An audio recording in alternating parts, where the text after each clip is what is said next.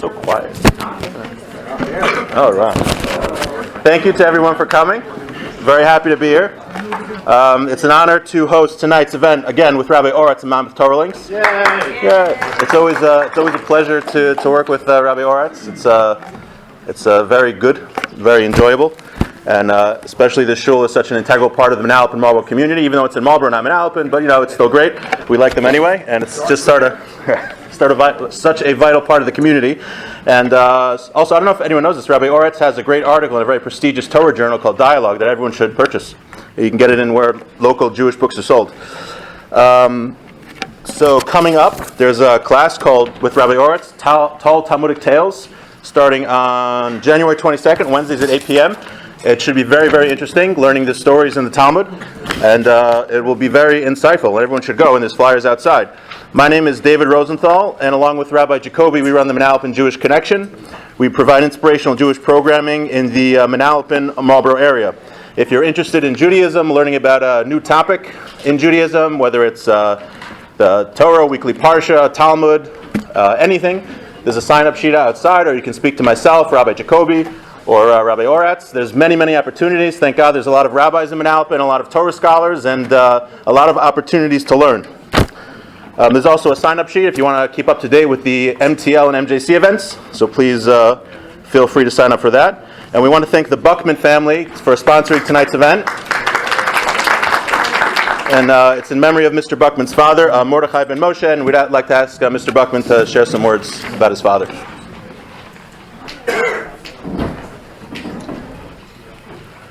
First, I'd like to thank the rabbis. Thank you very much for setting this up. Today's the second anniversary of my dad's yurt site. Rabbi asked me to say a few words just about, think about his memory and think about sort of the kind of man that he was. And when I think about the things that Rabbi talks about here at shul, about sort of doing things to the next level and advancing. I think about my dad, how growing up, I look, not realizing this when you're younger, but when you think back on it, how he wasn't from a circumstance of what I got to grow up in. And so his family's from Brooklyn, not the best of neighborhoods, crime, family members hadn't gone to college. And I grew up in a house. My dad was an engineer, worked hard, worked a lot.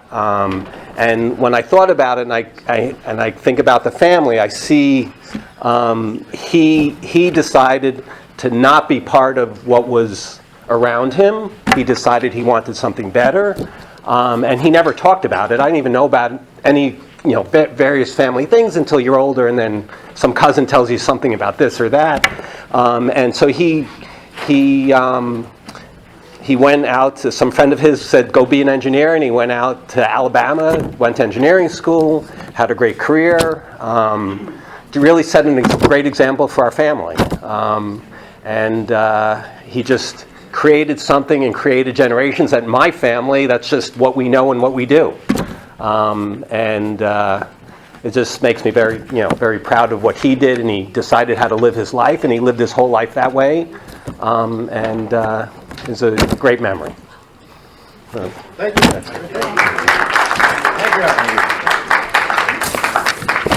Thank you again to the Buckman family, and this program should serve as a merit for his neshama. Amen. So, now introducing our main event. Rabbi Lynn was born in New York City and grew up in Palm Beach, Florida. He graduated from Duke University and then went on to the Tisch Film School at NYU, later spending several years working as a writer in Los Angeles.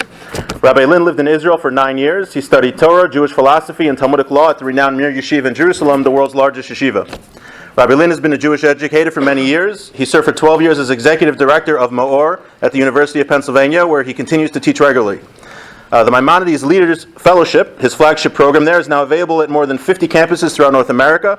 The Israel and Poland trips he pioneered in his early years at Penn have become national entities, receiving generous support from foundations and Israeli government initiatives with thousands of alumni. The Rabbi and his wife Ruth are the parents of 8 children, and with that it's an honor to introduce Rabbi Lynn. Hi, good evening. Okay. This is great. I'm finally the Marlboro man I always dreamed of being. That joke is so old in this town. To you, that's the oldest joke. You like, I can't believe he just said that. I'm leaving. If I insulted you, if that's like the worst thing anyone could say because it's so hackneyed, there's the door. But come on, let me dream, okay? I mean, I was in Hollywood, I brought my hat. It's black now. It's not not the cowboy version. Anyway, that was also like the Marlboro man. I was going for the cigarette guy. You're like the Duke of Marlboro. That's what you're like. Hey, don't go to cigarettes, Rabbi Lynn. Stay with the Duke of Marlboro. Okay. Anyway, thank you for having me. Thank you for sponsoring. And so, okay, I've been asked sort of to give you a little bit of my journey, how I ended up a guy standing in front of you, speaking about me, which is very existential and complicated if you think about it. But it's a long journey, and I will tell you that today I run the Jewish Enrichment Center in New York City. We work with the young professional Jewish community out there, and I would say that it's a very daunting task to deal with this generation's Jewish identity or lack thereof. We have the Cormans, if you want to know, model parents that gave their kid like backbone and strength. So okay, you can get the mold that they had over there. But today we're talking about if you take out Orthodox Jews or from the mix, children who grow up in religious homes, as you take them out of the demographics, you're talking about 3 out of 4 of today's youth are going to choose to what's ostensibly walk away. They will choose to marry someone who's not Jewish. And they might think that they're very proud Jews even, but they don't necessarily see the consequences of that, and they don't understand that the statistics are that 2% of the grandchildren will actually identify as Jews. And that's what we're dealing with. We're dealing with a lack of identity, a lack of confidence, a lack of knowledge, and they're being bombarded day in and day out by every other ism and ideology and opportunity. And so to sort of stand on the front line in Greenwich Village and fight that battle is that's what I do for a living. It happens to be that when I went to NYU Film School, I lived right around the corner from my center today. Right, literally around the corner in Greenwich Village. NYU's down there, and if you could go back in time and see me, I wouldn't recommend it. But if you were to talk to me back then and say, by the way, 30 years from now, you're going to be a rabbi around the corner, right? I would have called the cops, or I would have laughed you out of the building, or shot you myself, right? So I might have written comedy in my career out there, but God is the best screenwriter and the best comic that there is, okay? The fact that I'm an Orthodox rabbi today, and my 2 younger brothers, all of us are Orthodox rabbis, is like, I guess you're going to find out, because I'm going to tell you, right? It's unbelievable. Okay, so I'll share with you. But I think I would be remiss if I didn't give a little bit of, I guess, Torah teaching as well, just to tell my story. Will might not do the trick. So we'll say a little bit of Torah if that's okay. Sure. We're allowed to speak. Say shul and everything. Okay, 5 minutes. 2, 4. Okay, deal. Yeah. Okay. You know about the Siyam Mashas. The world is starting again to relearn the Talmud. They're in the first tractate called Brachos. And right in the beginning there's a story. And there's a story that's related about a character in the Torah whose name was Bilam. Okay? Show of hands. Bilam? Okay. Bilam, big bad Bilam. That Bilam was hired by Balak. Balak was bad. Bilam was bad. And Balak, King Balak, hired Bilam to curse the Jewish people. He was a mercenary curser. Not a thing blinking on your screen like this, for those of us from 90s computers, right? But a mercenary curser, like, curse you. And it wasn't like a 4-letter curse. It was like a very complicated and, quite well thought out curse, but it was a curse nonetheless. And he was hired because Balak was not going to be able to beat us with weapons. The only way he was going to beat us was by hiring Bilam, the curser, for hire. So he hires Bilam, and he brings Bilam to the Jewish people, and Bilam comes and tries to curse the Jewish people. Okay? So the question is, and the Talmud's dealing with this, like, well, how did he know he could, and what was up his sleeve? How do you curse the Jewish people, and what do you hope to gain from such a thing? So basically, the Talmud goes through a process by which it says that God is angry. There's a moment every day where God is angry, whatever that means. And Bilam was able to sort of understand what time of the day that was.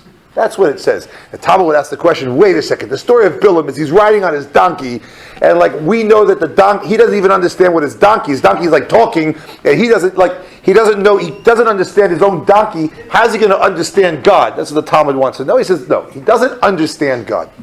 But he somehow was able to grab onto this time where God is angry and somehow leverage that and throw that on the Jewish people. So you and I would want to know, well, what time of the day is that God's angry? Like, is it 2:35? Hey Siri, please set my alarm for 2. She didn't go. Okay, just put her to sleep before I started. Please set my alarm for 2:35 in the afternoon because I know God's angry at that time. I'll be a good boy. He's checking his list, checking it twice, whatever, naughty and nice, that whole thing. Yeah. No, that's what I want to know. The Talmud doesn't want to know what time of day God is angry. The Talmud wants to know how long is he angry for. It's a very perplexing question. Just wants to know how long is he angry for. And the Talmud's answer is God is angry for any Israelis in the room? No Israelis in the room? I'm leaving. Oh, what does this mean to Israeli? What's this? Or with this hand. Sometimes it depends. This hand. What's this? This means? What does this mean? In English, no. This. It means rega. Wait a second. I'm busy. I'm in the line. You wait. That's what this means. This means rega. This word in Hebrew which means a moment. The Talmud's answer is how long is God angry for? He's angry for a moment. Okay? He's angry for a moment. That's rega. Right? He's angry for a moment. It's a strange question, even more strange answer, but the next question is even more bizarre. And then the Talmud wants to know, well, how long is a moment? Okay, so basically, of course, you all know the answer. It's very simple math. You were a teacher in school, right? Yeah, okay, simple math. Rega is 188,888th of an hour. Now, how does the Talmud know this? I don't know. But that's what it says, 188,888th of an hour. That's how long he's angry for. That's what a rega is. Now, the Israeli that does this is actually going to make you wait for like 5 hours in the bank while he goes and parks his car and drives his sister to the airport. And they'll come back and help you and take your check. Right? But 188,880, it's a weird number. You can ask your rabbis for the deep mystical powers behind that number. But the Talmud says, this rega, a building block of time. You have an atom, molecule, and the building blocks of matter. The building block of time is this thing called a rega, a moment, and it's 188,888th of a halachic hour. Not even just a regular hour. A halachic hour. If you do the math, which I'm sure you've all done in your head, because fractions of 88,888 are easy, right? If you do the math and you want to know what does that come out to, it's unbelievable. It's unbelievable. And for me, it's unbelievable because I used to be in Hollywood, so this makes a lot of sense, okay? The fraction of 188,888 of an hour comes out to 0.004127 of a second. Which means in layman's terms, it's 1/24th of a second. 24 regas go into a second. There are 24 regas in a second. Okay, does that ring a bell for anyone? Anyone know that ratio? 1 to 24? So movies are a ratio of 24 pictures per second. Okay? That's an amazing thing. When they go to film school, you basically study, when you study directing and lighting, you're studying how to take 24 pictures in a second. We all did this in school when you had your notebook and you drew, you were bored in class because not every teacher is as great as you, I'm sure, and some of us got bored, and you realize that you've got a notebook and there's the bottom of the notebook and you could draw, and everyone draws the same thing across the world. Doesn't matter what country you're from, you draw a stick figure who runs, jumps off a cliff, and then the last thing is the little with the H's added. You go, right? Everyone does it. In China they do it, in India, in Bangladesh, whatever it is, everywhere in the world, South Africa, everyone's doing the same thing. You do it, and they go, it jumps on the end of the page. I don't know why. There's something to it, right? You did it also. You're still doing it. Okay, Marlboro, you're still doing it. Okay? Why is that so great? It's amazing. Like you feel like you've created the world, like it's alive, and the thing runs off. Why? What's happening? What's happening is you're drawing pictures, and your thumb is flicking them fast enough that your eye is fooled, and you perceive it as real. Well, when you go to a movie, that's actually what happens. I hate to spoil it for you, but those are actors. They're not real. And the movies are just 24 pictures in front of your eyes, but you believe that it's continuous. You believe that the action's happening, but people behind the scenes are just taking 24 pictures and flashing them in front of your eyes. Now, what does that have to do? I know what that has to do with Shmuel Lynn, because I'm going to talk about film and Hollywood. But what does it have to do with Bilam? And it's really powerful, and it can be a life-changing idea if you're ready for it. What was the curse of the Jewish people? The curse was somehow Bilam understood what a rega is. Okay, he understood what a rega was. It means like this. We know, we teach, it's axiomatic, ABC in Judaism, that God infuses the world with existence every moment. If God ceased to give the world electricity, everything would disappear. There's a constant influx of God into the world. Every rega. We walk around as if it's always been here, and it always will be here, and as if this is real, and that's real, and everything's real. We walk around in a fantasy. We walk around at Universal Studios. But really, every single moment in time is being willed and created into existence by God. We deal with it, and we live with the reality like we're at a movie. Like, this is all real, it's all happening. But really, every single rega is a moment that God's giving life to. So what was Bilam's power? What's a moment in time for? A moment in time is to connect you from the previous moment to the coming moment. It's just a moment that connects you from where you were and where you're going. That's what time is. Time is a stage upon which we play out the destiny of the Jewish people, of life, of existence, of why God created the world. This is amazing. Bilam's ability to curse the Jewish people was to isolate us in a moment. Seize the moment. Carpe diem. If you can take the Jewish people and divorce them from their past, cut them off from the vision of the future, the messianic vision. Cut them off from the vision of the future. Divorce them from their past and where they came from. And you can isolate them in a moment, and there's no reason for the Jewish people. We're only here to carry out the message that God started from the beginning of what we're doing here and the vision of where it's going. That's the only reason we're here for. We are the PR people of the Almighty. And we were told why the world was created, and what the purpose is, and what the end goal is, and what perfection is, and how we're meant to get there. That's what we're doing here. And sometimes it's great, and sometimes it's not great. Sometimes it's Auschwitz. It's not simple. But that's our job. If you can divorce us from where we come from, and blind us to the vision that the prophets and the Torah gave us of the future of the world and what we're supposed to be, and you isolate us to a moment, we're dead. That was the curse. That's what I deal with every day, because our kids are being raised today in today's world. They're being forced to cut themselves off from their past, from their history. We don't know it. It's the vision of the Jewish vision of future and morality and ethics is totally gone. And our job is trying to get this generation to connect to where they come from and where they're going.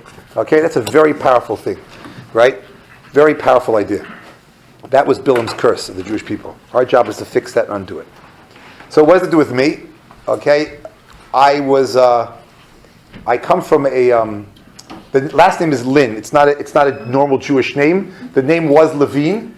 My great-grandfather was a jazz musician in the 20s and 30s. You could go on iTunes right now and YouTube and you can find him, Al Lynn. He was born Moshe Aaron Levine from Bialystok, but you can't get many jazz gigs as Moshe Levine. If you change it to Al Lynn, business is booming. When you go to Cuba and Miami, he changed it to Alberto Lino, and it got even better. Okay, he was a real guy. Edison Records, for those of you who like that stuff. So you can find him. Okay, so I come from a long line of jazz musicians, and basically the whole trajectory of my family, Levium, was sort of like to assimilate to the nth degree as far as you can get. And we did. My parents moved to Palm Beach, Florida. When we moved to anyone been to Palm Beach, Florida? Winter, right? Winter in okay, there you go. You know Palm Beach. So I'm talking like the Palm Beach like the island. The island, when we moved there was a sign on the Breakers Hotel that says no dogs, no blacks, no Jews. And I was very offended. Because why did Jews get last billing? I want first billing. I want to say no Jews, no dogs, no blacks. Why did I get the bottom? Right? That part was a joke. The sign was not a joke. Okay? But I moved to an island that was totally anti-Semitic. There were 5 country clubs on the island, 4 of which I was not allowed to step foot into. And when I did, because all my friends had their birthday parties at country clubs, it was like a little game. Like I would see how long I could last. And then someone would come over, tap me on the shoulder, your parents are here to pick you up, because my parents got a phone call saying, hi, yeah, we're calling from the Bath and Tennis Club. Right, yeah, you know the drill. Right, okay, fine, you'll come now, thanks. Click. And my parents would have to come and pick me up because I'm a Jew. Okay? So now, for a kid though, that was my normal. My normal was my bar mitzvah was traumatic because I was standing in front of a pulpit. I didn't know what was going on, what was doing behind me, and I got to keep on my head like this. And every non-Jewish kid in the front of me's got to keep on their head like this. They've never been in a situation, and like I'm chanting someone, I have no idea what it means, and they're going, they have no idea. I'm like, I don't have any idea either. Look, get me out of here.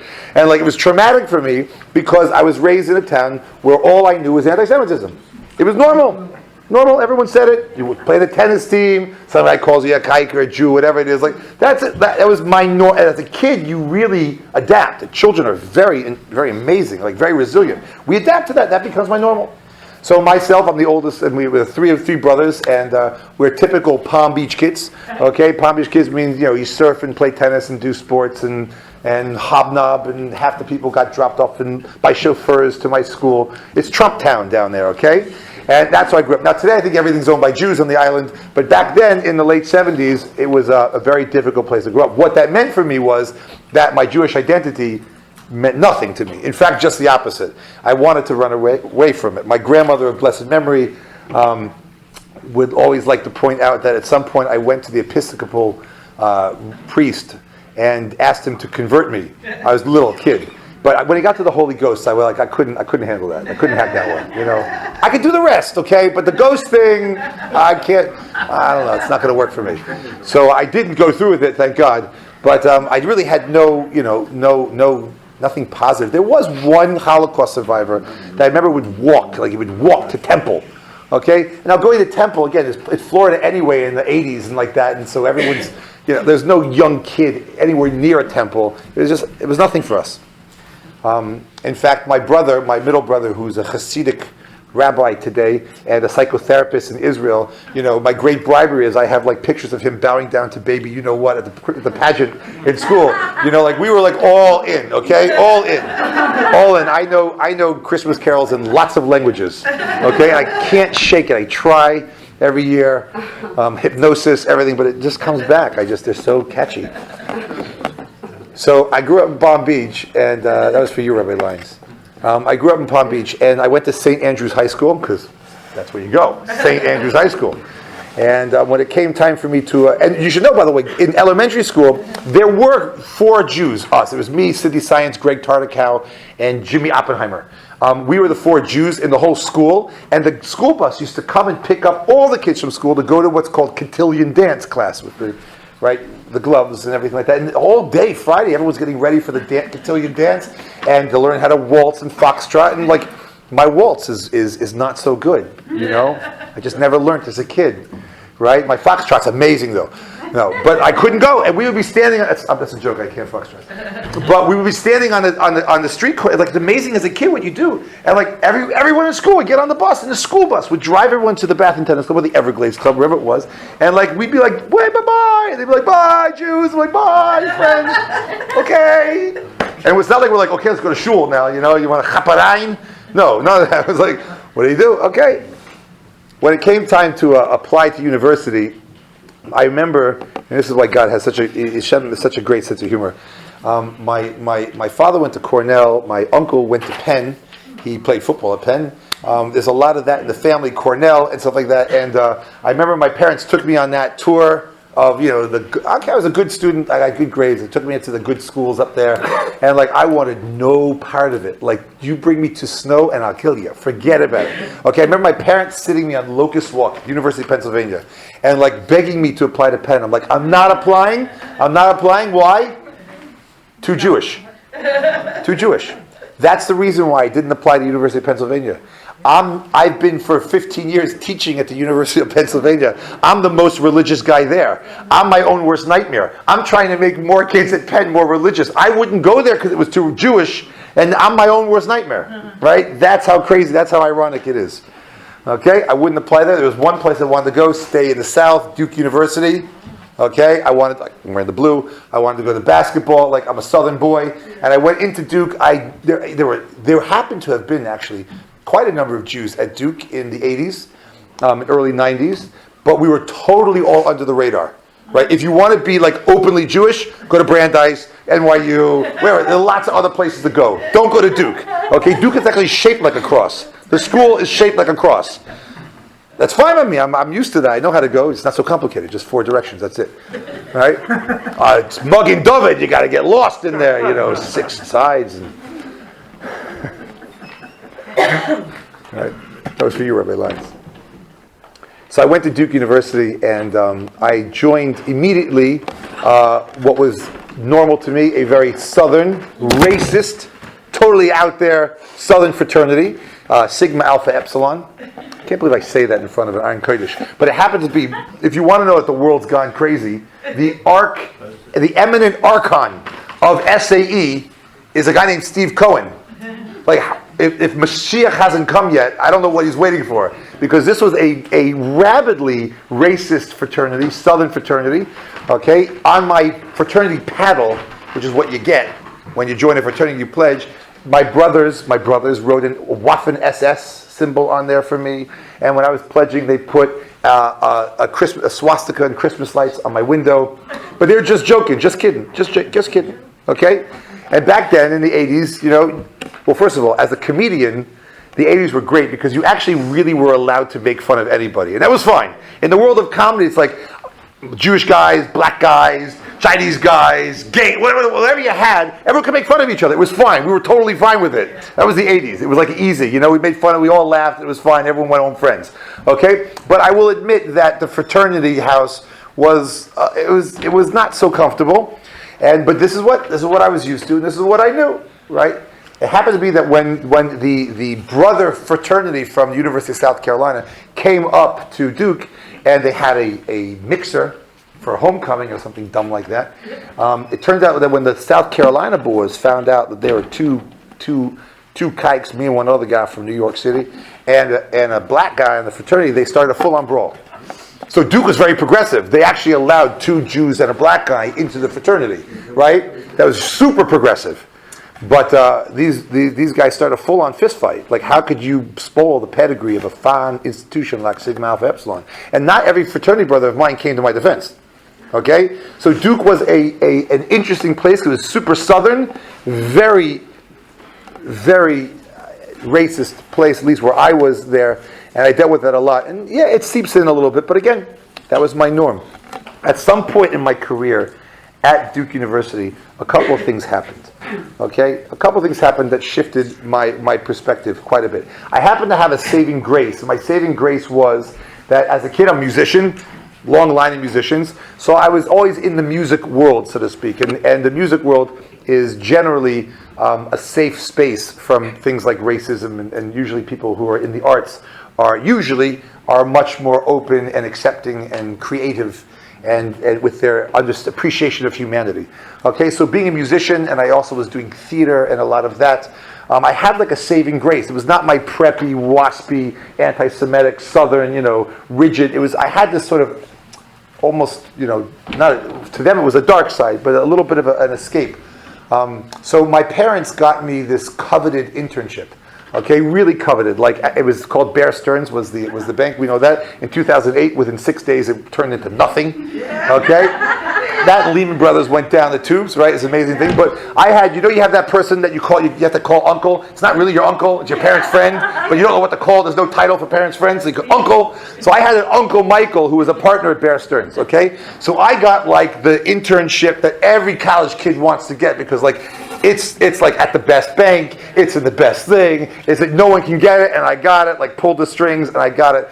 And I went to work there. My parents like wanted me to make money. My father's a surgeon, I was not going to be a surgeon. So like, what's the other choice? I don't know, just go to Uncle Michael, and he makes a lot of money, and you'll make a lot of money, and everything will be fine.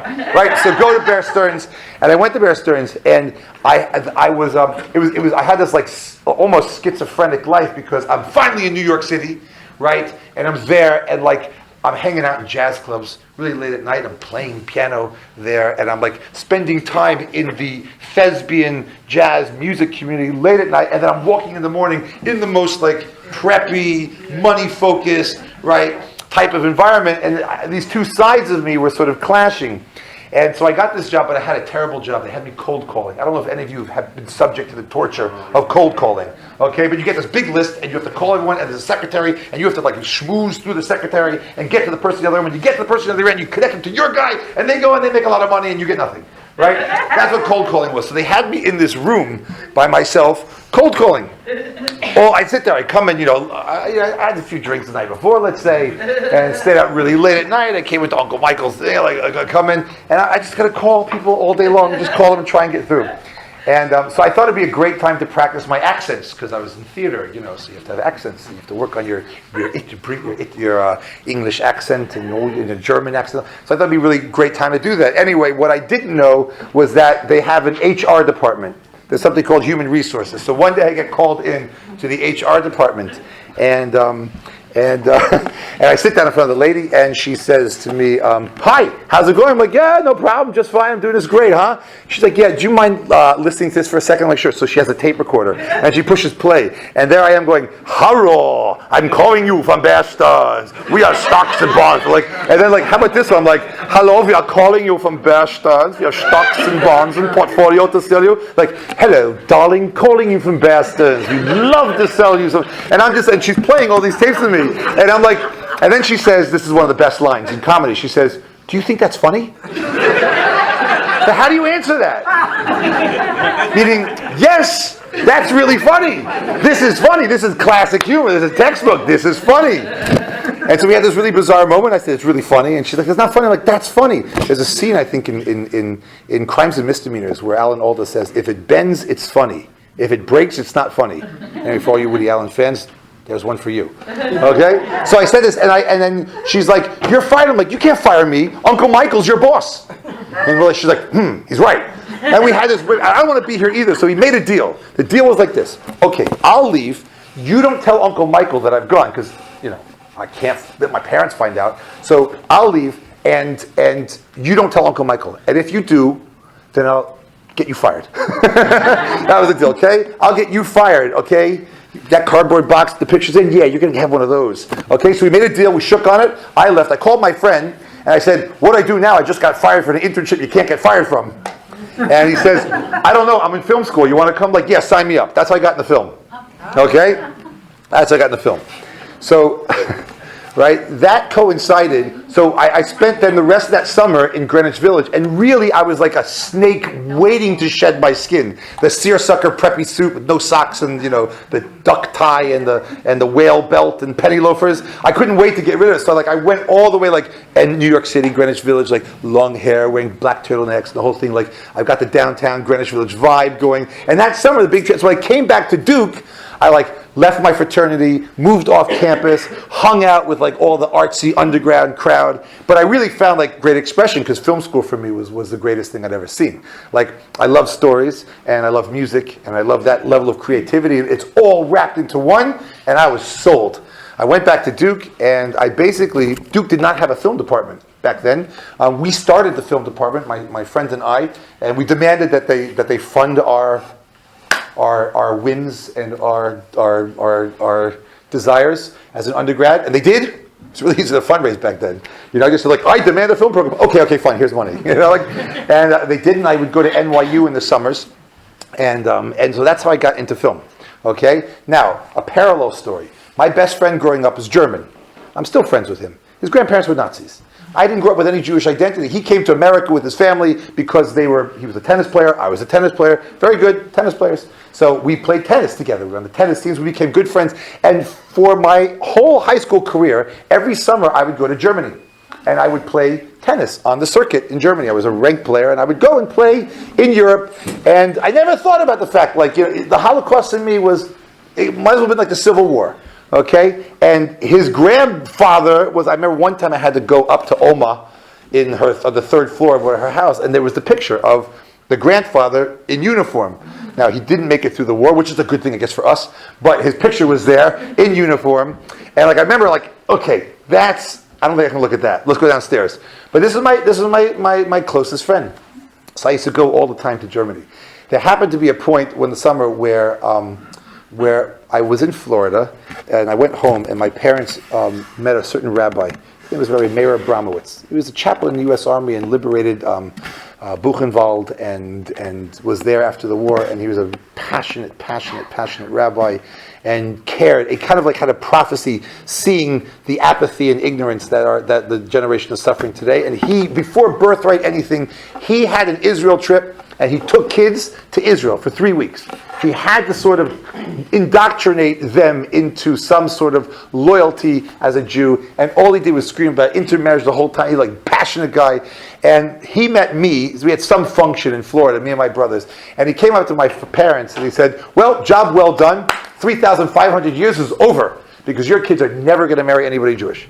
And the way I was raised, that's 100% right. It would be a mistake if I met someone Jewish. I would have to like make a mistake to find someone Jewish to marry, considering right where I was. Okay, so they would have to like mail order Jewish bride, which of course never happened in the history of Jewish bride. Right? So it's not going to happen. And he said to my parents were like, oh my, what did we do? We moved to Palm Beach and we raised 3 Jewish kids who hate being Jewish and are running full speed away from it. So my father felt like, okay, what leverage do we have? Tuition, car, any leverage I have. You're going on an Israel trip with a rabbi. I'm like, what, are you nuts? I'll run away from home before I go on an Israel trip. You'll never see me again. Like, I'll sue you. Like, I'm not going on an Israel trip. The rabbi was very, very smart, and my parents came back to me, what do I do? Our kids, he won't go. He refuses to go. I was not going. There's no way I'm going to the Middle East. I mean, you nuts, right? Camels and sand. I lived on the beach, of course. The sand I can handle, just not the camels, right? So my parents went back to the rabbi, what do I do? And the rabbi said, just tell him to come to orientation. And then if he wants to say no, he'll say no. He's a very smart rabbi. Okay? You wait till you hear what his orientation was like.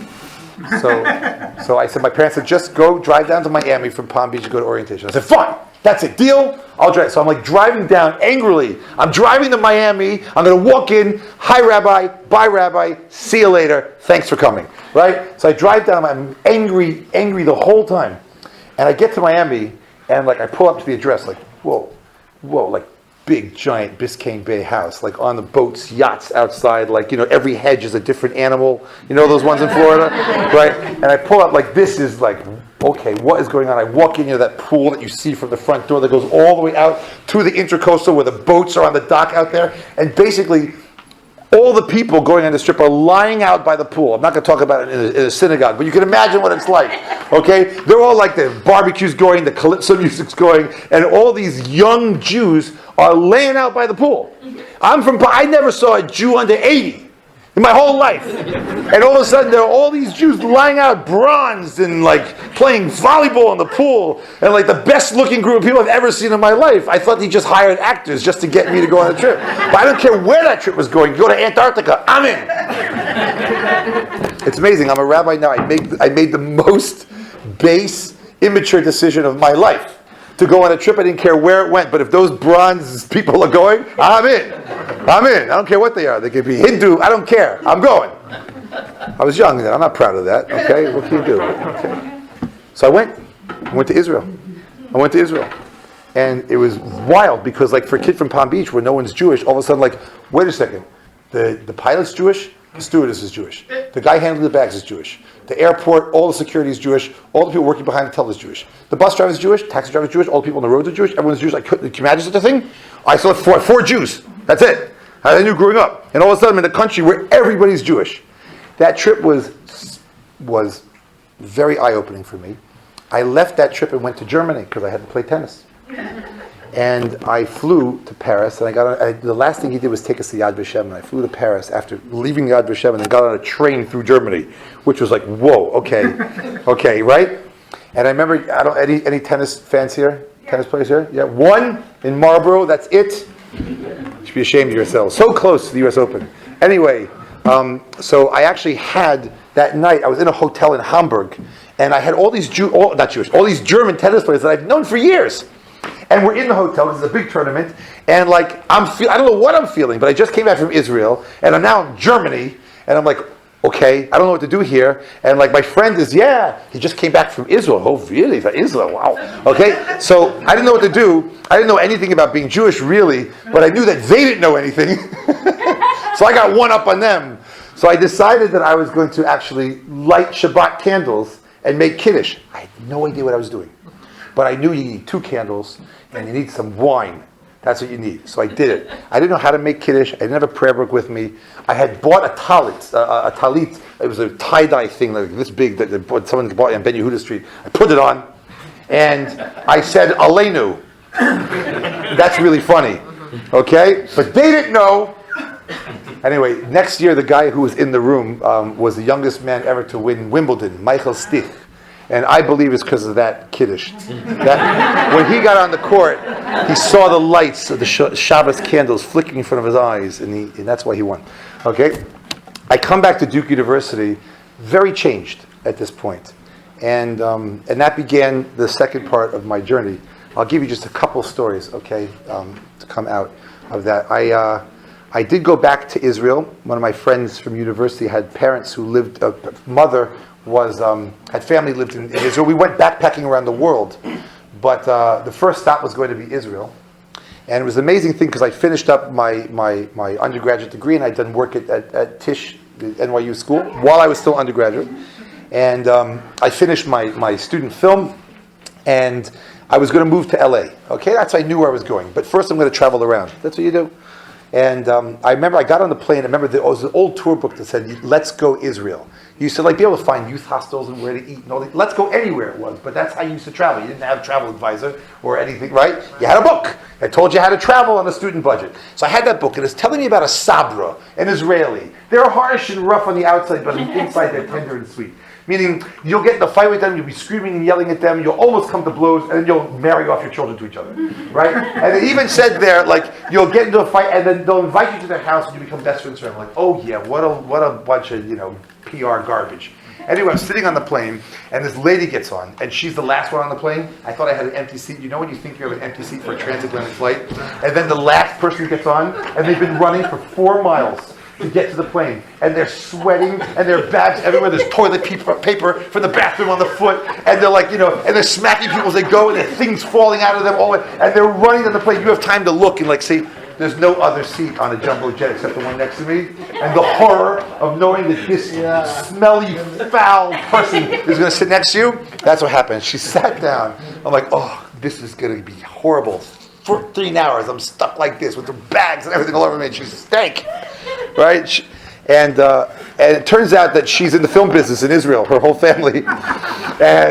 And she literally did that. We landed, she's like, what do you, we got to talking. She's like, oh, my husband, we're in the film business. All my kids are in film school.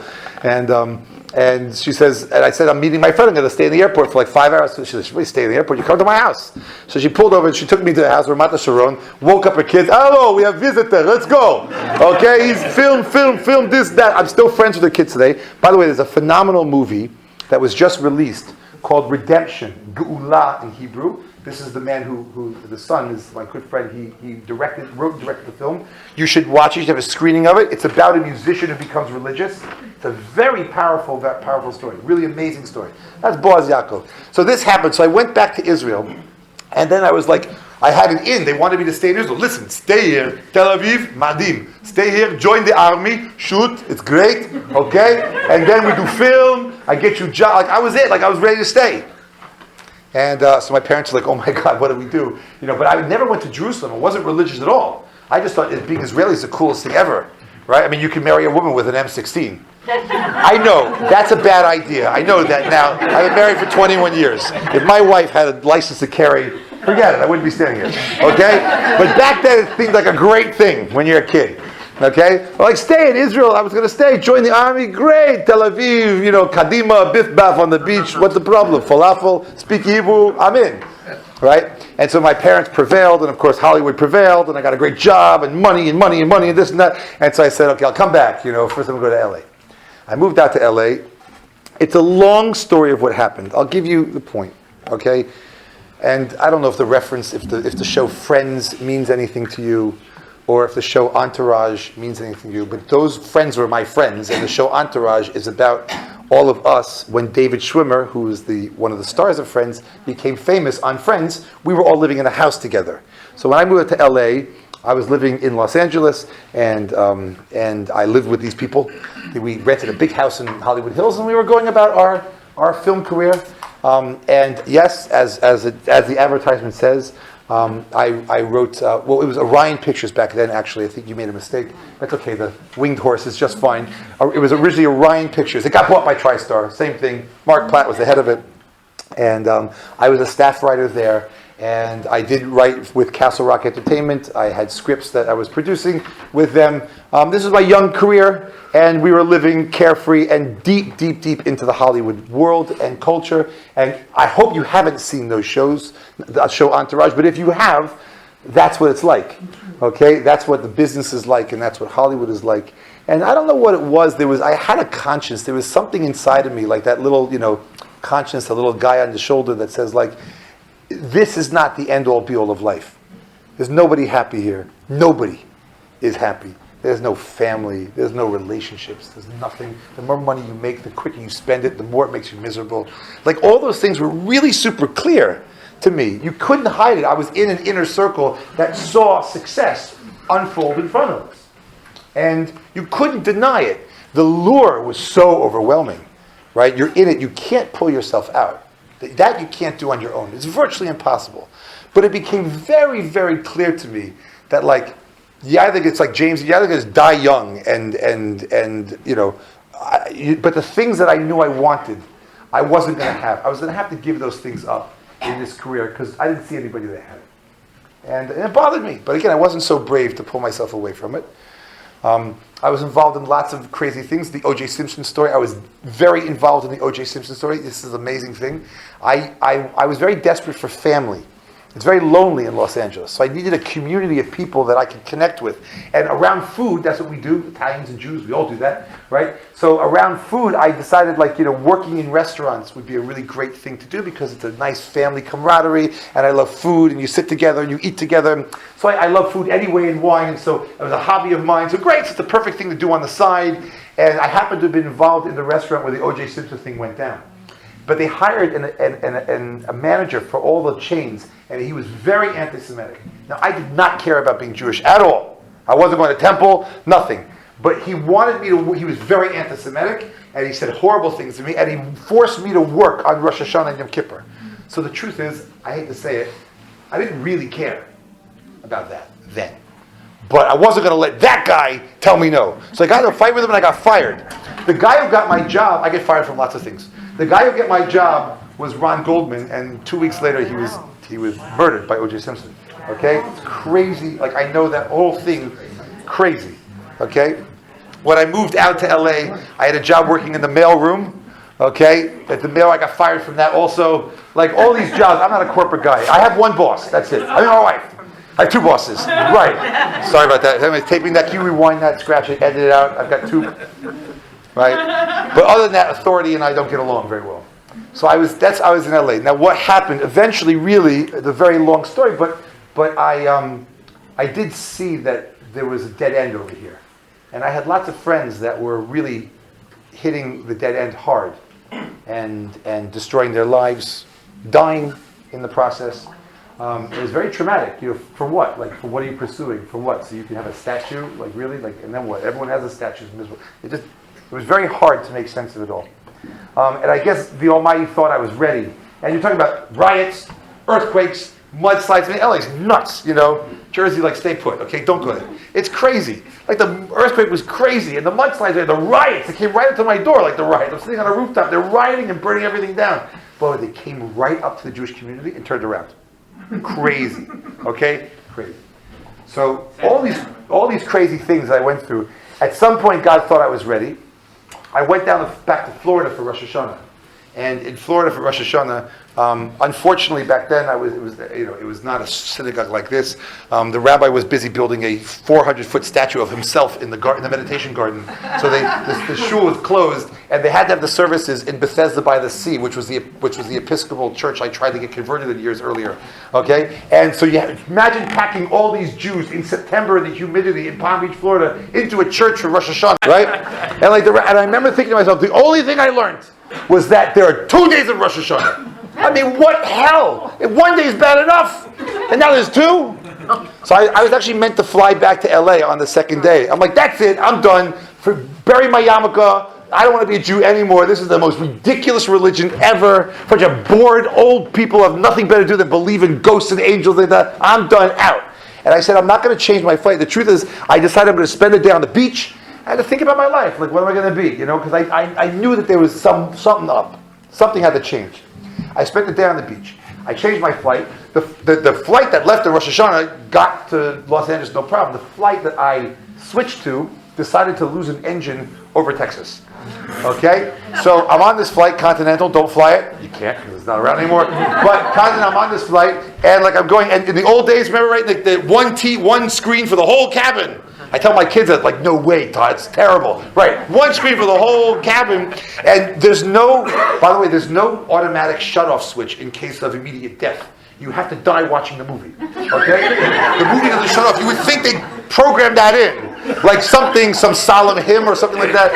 It was a Steve Martin movie, and he's like, blah, blah, like this. And the plane starts careening down, and the stewardess is right in front of me, and she's crossing herself the whole time. I'm like, no! And the lady behind me is screaming, Dada, I'm coming! Lord, I'm coming! Dada, I'm coming! I'm like, what? No, shut up! You're not coming! She's not coming! Okay, she's not coming! Stop crossing yourself! Turn the movie off! Shut up! We're gonna be fine! And I'm like, my first conversation with God is like, hey, wait a second! I didn't fly on Rosh Hashanah, man, and I'm going to die because what? And I'm like, wait, I don't believe in you. I don't believe in you. Stop talking to him. What are you crossing yourself for? And I had this crazy, like, what? This is it? This is the end? Right? It's fun. I can laugh at it now. Right? But I got back to LA eventually. And where the cool Hollywood people live in Los Angeles is exactly where the ultra-Orthodox Jews live. The only difference is the ultra-Orthodox Jews use the alleyways to walk like vermin. And us cool people sit on the street corners, cafes, drinking our coffee, smoking our Marlboros. As a plug. Oh, you can't do that anymore, right? It's 2020? No, forget it. The e-cig, no, forget it. Nothing. Just a cup of tea. Right? And we're sitting on the corners, and so they're milling around. Okay? So I knew where all the Orthodox Jews were. I knew it. In fact, I remember one time sitting with a friend of mine, and these Orthodox Jews came out of the synagogue, and there was a father and a mother and cute little children. He was wearing a black hat. Clearly, he beats his wife, right? And clearly, the kids. And I remember my friend, who was a gambling expert, and he was getting a tattoo, and he couldn't think of what to get because, and this is very deep actually, what are you today that you know you will always be that justifies a tattoo? That was a big existential question we had back then. Today they get it for anything, like your cereal box, and you get a tattoo of a Cheerio, like whatever. Why? Because I had Cheerios yesterday, of course. Right? Back then it was like, oh, I'm going to get a tattoo. What am I today that I know I will always be? When I teach my students, and I tell them this story, I'm like, there's only one thing you know you are today that you know you will always be, and that's a Jew. Don't get the tattoo, just give a yarmulke or whatever, go to shul. Okay? But like, he got a tattoo that morning that said tattoo. I thought that was very genuine because he just wanted the tattoo, but he wasn't going to commit himself to a bird or he just got a tattoo that said tattoo. I thought it was very, very, very honest and self-effacing, and so I remember he said as his family walked by, he said, "Man, look at those kids. I feel so sorry for them." I said, "What? You feel sorry for them? You have a tattoo that says tattoo. You haven't woken up before 2:30 for the last year of your life. You don't know where you've been every night of the week for the last month. You have habits that are bankrupting all of us. Like, you feel sorry for them, they must feel a million times more sorry for you." I don't know what happened, but I drove to meet these guys at this cafe, and I parked my car, and instead of going straight, I walked into a synagogue. A small, little synagogue where people were walking in that looked like they were time warps from Poland. Big black coats and fur everywhere. And I don't know why. I don't know why. But I don't know why. I have no idea. I walked in to the back, and I like jeans and a t-shirt, like valet. There's no valet here. What place is this? All right. And everyone looked weird, except there were two guys in the back that were well dressed. They had smallish kippahs on. They were clean shaven. And they took one look at me and like, "What are you doing? Like, what are you doing here?" Right? And they were two people who were one of the top writing teams in Hollywood. They wrote for The Cosby Show. Back then, that was big stuff. Okay? And they quickly name-dropped themselves. If you could do that in Hollywood, you're in. You name-drop yourself. That's like the best, right? You know who I am. Right? So they name-dropped themselves. I'm like, I know you guys. They're a very well-known writing team. And they were Bali Tshuva. and they become religious, and they asked me to come back to their house for lunch, and I thought they were going to eat me. I've never been invited. Who invites people for lunch, right? And these guys were like cracking up the whole time about how religious I'm going to be eventually. I'm like, guys, I don't believe in God, man. I'm not in, like, I don't know what I'm doing here. Like, get me out. And I met their wives. And when I found that their wives were wearing other women's hair, I decided I'm going to create a diversion. And you run for it, ladies. I'll hold your husband back and run. Just run. I got some friends down the block. They'll save you. You'll get a tattoo. It'll be great. Just run. And I was like, what? But the problem I ran into is that these women were smart. They were funny. They seemed to be like, proud of themselves. They were like the most, they were the most self-aware women that I'd met in 5 years in Los Angeles.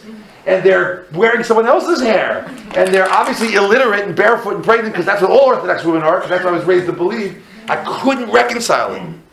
And that began a process. They used to go for Friday mornings, all the religious guys in the business used to go and have coffee and donuts, whatever, the one kosher place in LA back then. Now the kosher place every corner. Used to go and get coffee indoors and hatch each other's shows and talk about what they're doing. This guy wrote for The Simpsons, this guy for The Cosby Show. I'm like, and I was there going, were you people crazy? Wait a second. You all believe in, like, God? I'm like, yeah. Wait, hold on. Plagues, 10 plagues, you believe in that garbage? Yeah. What? C-split. You believe in C-split? Really? Come on. You went to Harvard. You went to this. You're all successful, all happy. You got, like, you beat your wives. Obviously you like that. I don't understand anything that you guys are talking about. How can it be that successful, intelligent, funny guys, you're who I want to be? How can you believe in this nonsense? But obviously, I didn't need to answer the question by virtue of the fact that they're there and I was there with them. And slowly, not overnight, but slowly, they introduced me to a certain rabbi, Rabbi Graydon from Los Angeles, who was the one. People ask me how I became religious. The answer is I fought tooth and nail and lost. Okay? Which is true. And I'll leave you with this. A few years later, I had spent time in the community. Obviously, I'd done a lot of research, and I realized, Uri Zohar, who's the great Israeli actor and personality, wrote a book called My Friends, We Were Robbed. And that book really resonated with me, because the Judaism that these people were talking about, I don't know where they got that from, but it was real, and it was powerful, and it was true, and I fought. I fought with evolution, I fought with science, I fought with documentary hypothesis, I fought with every weapon I could muster. And I lost. Baruch Hashem. I lost. A few years later, I decided that it was time for me to go and study, that I wanted to live not just a religious, connected, cultural existence, but I felt like I had a real penchant for learning and for knowledge, and I wanted, if I could in my life, to take the time to do that. And I did, and my agent thought I was crazy, and my friends thought I was crazy. My non-Jewish friends thought it was great. No, seriously, it's not a joke. My non-Jewish friends thought it was great. All my Jewish friends told me I was nuts. By the way, they all call me now for advice on their third, fourth, fifth marriages with no kid, whatever. They all call me for advice. But I went. The problem was that when I decided to go, it was a hard decision to make. Like I want to go back to, I'm going to go and study Torah. I got offered I got the job. You know that job, the one you're waiting for? So I got an offer to write for Seinfeld. And the question was, what do you do now? Right? And so Baruch Hashem, the people that I trusted at that stage in my life, helped me make the right decision. I remember a number of years ago, I was sitting on the Jersey Shore, we dropped my kids off to go to camp, and my wife was pregnant with the twins at that time. And it's 9th month, and we just had to get away, like go to this place where the spa's built into the hotel. Okay, it's one of those like pregnancy. And I remember sitting at the bar waiting for the come down before we went out to get something to eat. And there's a Seinfeld episode at the thing, And Seinfeld was a show about nothing. That's what they billed it as. We're a show about nothing. It's about nothing. And then I remember the elevator doors opening, and my wife comes out and my life is a show about everything. Thanks to the Almighty and the tears of my great-great-grandparents somewhere. I don't know how it happened. And my two brothers were all Orthodox rabbis. They live in Jerusalem. We're all in outreach, and one of them became Hasidic. It's pretty remarkable. Okay, you connect the moments of life. You don't know where they go, but there's a story there, and that's just my story. It's interesting. I'm still writing it as it goes. But all of our stories, really, in the book in the Oscars upstairs, right? All of our stories are best picture and best cinematography and best score and best screenplay and best actor and actress, right? They really are. The story of the Jewish people is the greatest story in the history of the universe, of existence. And the roles that we play, whether we're the leading roles or the supporting actors and actresses, are just the most beautiful and cherished roles. And we need to believe it ourselves. We need to give it over to our kids and teach it to the world. Thank you for listening.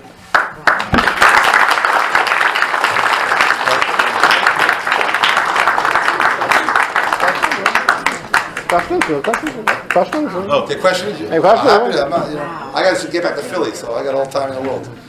Any questions? I'll do a couple of questions. Not to then we'll Couple questions? Yes. What happened to the plane crash? Did it crash? It landed in a very heavy, bumpy way. Yes. Yes.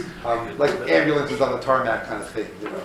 Yeah. But we made it down. We touched down. It was okay. Yeah. Thanks for asking. Yeah. Yeah. Did you ever consider, after you went to yeshiva, going back to LA? Yes. Yes. When I went to yeshiva, I went to yeshiva for like 9 months, 8 months. I came back to LA. Totally bizarre, having spent 8 months in Jerusalem, and then going back and pitching a movie to Steven Seagal and writing it for Bill Murray. It was like so weird. Okay, it's so weird. That's weird anyway. Steven Seagal's a weird guy. Okay, and then I basically had to go back because I wasn't done. I was I was still partially cooked. Right? So I decided to go back again. I met my wife there. I was planning on going back to Los Angeles, but at my second tour of duty in Jerusalem, I was introduced to my wife, and so I basically said, okay, I'll do anything. She says yes, and so she did, and I did. And that anything was, she was finishing a degree in England. She's English, my wife, and my mother-in-law, who finally got over the trauma of accepting that her daughter's marrying an American. I mean, there's nothing worse for an English woman that the American is going to be in the family. There's nothing worse. Nothing. Okay? And my mother-in-law, God bless her, was traumatized by it. But I charmed my way into it. I got the goods. But the deal was that she was finishing a degree in Cambridge. And so I had to move to England for a few months. But okay, fine. I said I'll do anything for the girl. No problem. So I moved there. I'm like, oh, won't this be great? I'll write an English period piece. Because I'll be sitting in Cambridge and like, la la la. And I'll write one of those.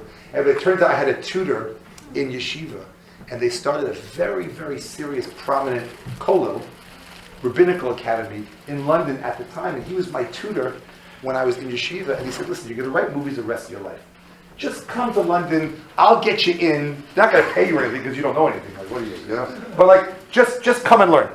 And this group of Junge Leute, as they're called, these group of young scholars who were starting they're all the rabbis in London community today and judges, Dayanim, very, very prominent people then, took this little guy under their wing, brought me in, and I was only supposed to be there for a few months. We ended up staying for 2.5 years. And they brought me into their world, and so slowly I was always planning on going back, but at some point I realized, what am I going back for? Like, I want to tell stories of the other side.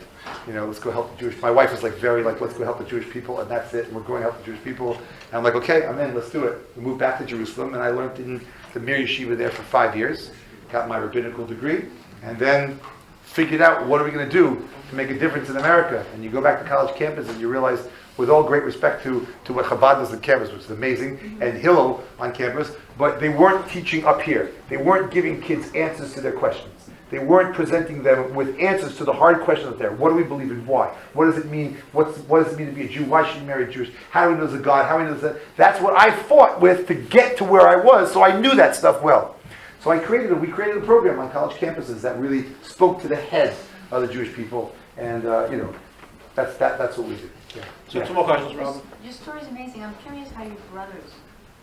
Yeah. Oh, that's the question? We'll bring them my in brothers. next week. My brothers. I guess brothers. So I have 2 younger brothers, and we are the Bermuda Triangle of personalities. Okay, I'm the Hollywood guy. The middle brother was like a deadhead, totally spiritual, like trying to get to India and Nepal and like go to an ashram. And the youngest brother was a triathlete on the U.S. Olympic team. So you have a jock, a Hollywood guy, and like a Mooney. Okay, we're totally different. What happened was interesting. The middle brother was in Jerusalem trying to get to the Far East, but his university had a program he could at least get to Israel, and he just kept trying to get further east. He still hasn't left. Okay? He met people there, Rabbi and Klassikal's brother, Gavril B'Shalom, and he met people there, and he realized that Judaism was deeply spiritual and spoke his language also. He's Hasidic today. Wow. But the crazy part of that story is we were too embarrassed to tell the other one that we were becoming more religious. Right? So I decided to go visit him in Jerusalem. I wanted to go because I was going to look at yeshiva. And he had become religious, and we refused to tell each other because we were too embarrassed. So I show up. I'm like, oh, I'm put a yarmulke on. He's like, oh yeah, me too. And the younger brother, he didn't have a shot, because it's two older brothers. If we became religious, and I was anti-Semitic basically going on, right? And if we could do it, and I got married at that point, so he saw my wife. Like at that point for him, it was. We didn't push him. Don't push family. Don't push family. It doesn't work. Lead by example. Yes. I had some friends who were atheists. Yeah. Unfortunately, I tried to explain some God theories. Yeah. To them.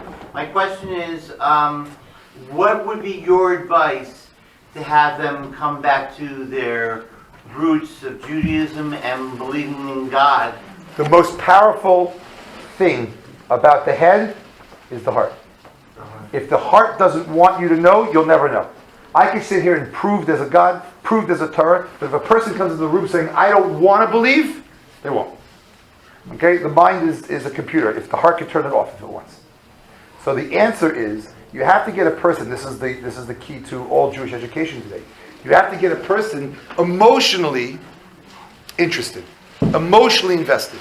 If they come to the table and say, and it's terrible to say, but there's nothing like a good spate of anti-Semitism and a couple of shootings that get this young person to say, I want to know what my identity is and I want to find connection because I don't know, I can't understand the anti-Semitism I'm seeing. So that creates a natural desire to emotionally connect. If a person's emotionally connected, that means their heart is open, that means the brain can work. That's what it means. So anyone who has theological problems, it's never the theological answer that works. The first answer is to talk to the heart. And does the person really want it to be true?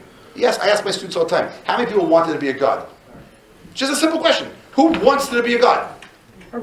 No, not everybody. Sorry, not today. They don't want there to be a God. Because if they're a God, then Trump's right, and Little's right, and this is right. They don't want there to be a God. I say, wait a second, you drive down the highway. Some guy cuts you off and speeds 120 miles an hour, right? You freeze into the traffic. 3 miles down the road, he's pulled over by a cop. You don't feel good about that? You love that. Why? Because it's justice. You don't want justice in the world? If there's no God, where's justice? Evil people are as same as good people. There's no justice. The only way you have justice in the world is there's a God who will judge, who will know what is right and who will know what is wrong and make sure that everybody pays the price for their wrong and everyone's rewarded for the right. You don't want that? And all of a sudden these students go, well, I want that. Right? They want that. So my job is to translate that into this is what Jewish God is. It's there's truth and there's justice and there's purpose to life and meaning in life. That's my job. But if I can do that well, that means they want it to be the reality. And if they want it to be reality, they'll hear the arguments. Well, they wanted to work on Marcia, and then one more, that's it. I just wanted to ask One more. Yeah. how your parents That's what I was going to ask. took you and your brother and how they feel about I'll put it this way. My mother has 20 grandchildren kind of her. She walks into the children's Gap and they say, what size? She says, doesn't matter. Whatever you have on sale. My mother, they cried and cried. I could tell you stories all night long. Cried and cried and cried and cried. Brainwashed, cult busters, everything brainwashed. But the truth is, all my mother's friends, everyone we grew up with now, they get it. For my mom, it's not intellectual. She's not orthodox herself, but she can play one on TV. She knows the drill. Okay? She keeps a kosher home. My kids can eat there. She comes for Shabbos. She moved to Philadelphia, right? Great sport, and she sees with a motherly wisdom that all of her friends' kids, they don't have the families that her kids have, and they're not living lives of idealism. It's not perfect. Life is hard and it's difficult. We all have our challenges, but the motherly wisdom there sees it very clearly. Okay, one more last question, then we'll... Yeah. What is one of your highlights from working in the movie business or TV business? There's Oh. a lot, but just like one that pops into your mind. Really? Okay, I guess I mentioned this Steven Seagal. That was pretty funny. So a friend of mine was Steven Seagal had his own production company, and so a friend of mine, a guy who's relatively famous today, was working for that production company as the associate producer. He's trying to bring scripts to Steven Seagal. We know who Steven Seagal is? He's a murderer, right? On TV. He might be a nice guy at home, I don't know. But on TV, he's a martial artist murderer, okay? Right. So and slick back hair, the whole thing, the martial arts, like I'll kill you with a paperclip kind of thing.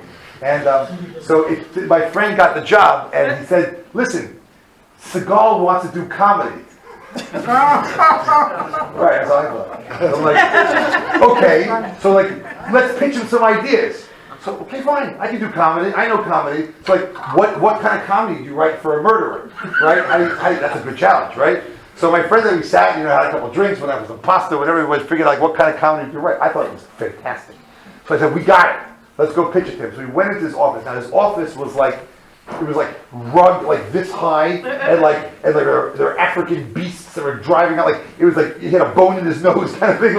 He sat in this giant mahogany throne, and he put us on these little. It was crazy, okay, crazy. I literally felt like there were African tribes running through his whoa, martial arts people jumping through. It was a total throne to him. And so my friend and I sit these little things okay, we got a great idea. And our idea was that. We had an idea that he's the character. So the idea was that you're the greatest hitman in the history of hitmen. Okay? You never miss a target. And you're you're not loyal to anyone. Your own guy, you work for this mob family and that mob family on the same day. You do the job, you never fail. You're a principled hitman. Okay? And you always get the job done. But you have values. You will not put a hit on women or children or any family, just the guy. Okay? That's it. So we had a scenario where one of the families trains him or dupes him to the situation where he'd have to kill the family. He refuses to do it. They come after him. He has to go into hiding. Where does he go into hiding? In a camp in the Berkshires. But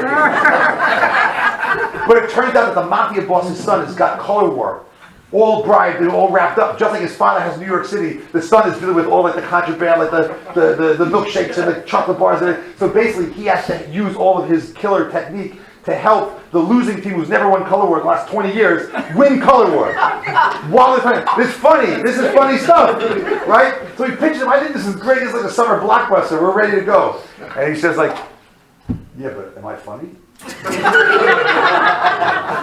I said, well, you're not funny, but it's funny. It's like fish out of water. He says, well, I want to be funny. I'm like, but you're a murderer. You can't be funny. I can make you funny. I can make it funny, but I can't make you funny because you're not funny. Right? He's like, what about Arnold Schwarzenegger and Twins? I'm like, we laugh at him, not with him. Anyway, there you go. I ran right back to yeshiva after that. That's it. Signing up. Thank you very much, Lynn.